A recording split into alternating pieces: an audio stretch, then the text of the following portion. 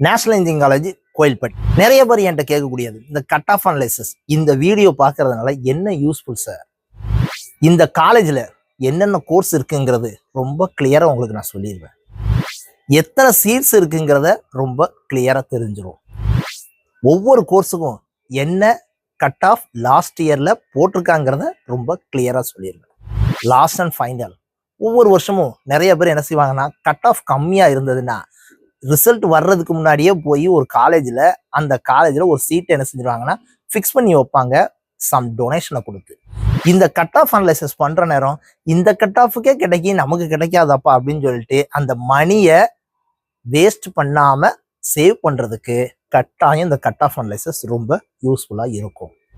Uses இருக்கிறதுனால தான் cut off அனலைசிஸை பாருங்கப்பா அப்படின்னு சொல்லி ரிப்பீட்டட் சொல்லிக்கிட்டு இருக்கேன். So TNEA cut off analysis 2025 ஒவ்வொரு காலேஜுக்கும் வேணுமா? சப்ஸ்கிரைப் பண்ணுங்க.